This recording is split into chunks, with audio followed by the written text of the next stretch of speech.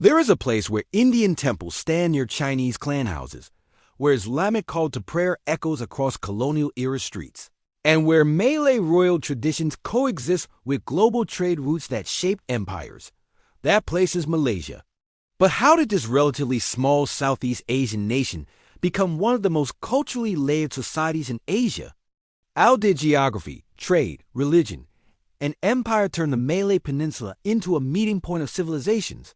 If you enjoy deep, research-based historical documentaries, take a moment to like, share, and subscribe to the video for more interesting deep dives.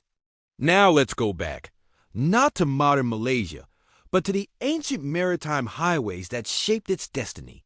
Malaysia's story begins with geography. The Strait of Malacca is one of the most strategic waterways in the world. For centuries, it has served as a narrow maritime corridor connecting the Indian Ocean to the South China Sea. Any ship traveling between India, the Middle East, China, or later Europe had to pass through this strait. This was not just a sea route, it was a civilizational artery. Long before European colonial powers arrived, Malay ports functioned as trade hubs linking east and west. Spices, silk, ceramics, textiles, and precious metals pass through the region. Where trade flows, cultures meet. And where cultures meet, identities blend. But who first turned this geography into a powerful cultural crossroads? In the 15th century, the port city of Malacca rose to prominence. Founded by Parameswara, a Sumatran prince who later converted to Islam, Malacca became a thriving international trading center. Merchants from Arabia, India, China, and the Indonesian archipelago converged there. The Ming dynasty even sent diplomatic missions, including the famous voyages of Zheng He to strengthen ties. Islam spread through trade rather than conquest. As Malay rulers embraced Islam, it became a defining cultural foundation of the region.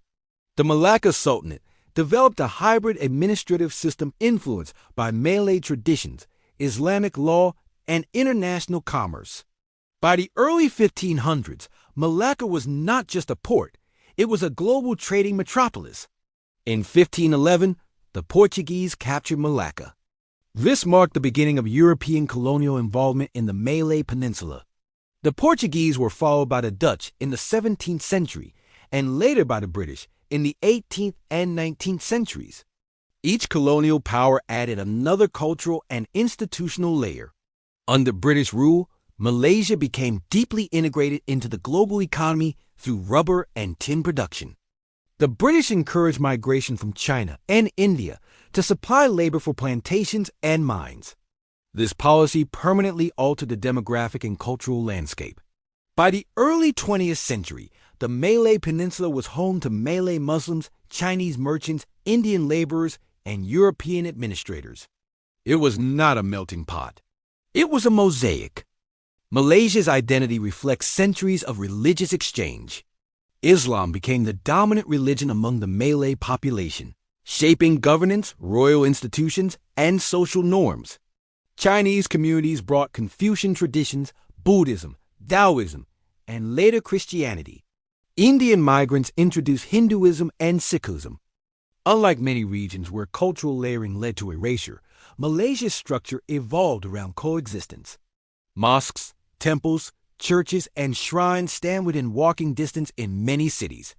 This pluralism is not accidental.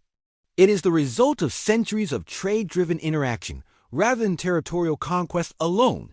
Malaysia achieved independence from Britain in 1957, but independence did not erase diversity. Instead, leaders faced a complex challenge: how to build a unified national identity from a multi-ethnic population. The concept of Malaysia had to balance Malay political primacy with recognition of Chinese and Indian contributions. Economic policies, language policies, and constitutional structures were carefully designed to maintain stability in a diverse society. This balancing act continues today.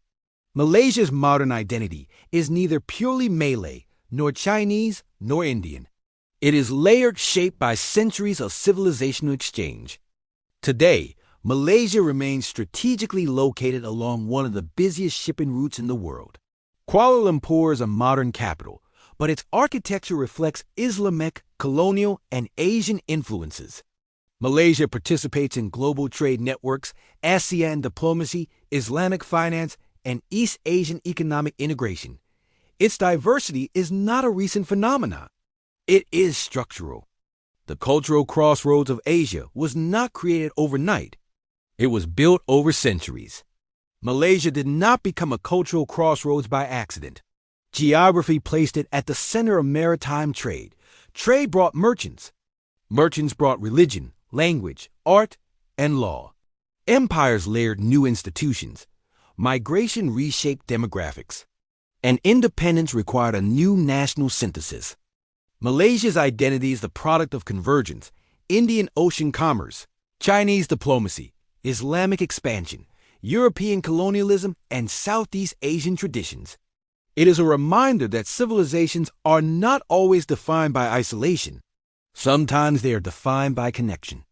Malaysia stands today as living evidence that cultural complexity can be the foundation of national identity, not its weakness. And in a world increasingly divided by borders, its history offers a powerful lesson. The crossroads can endure.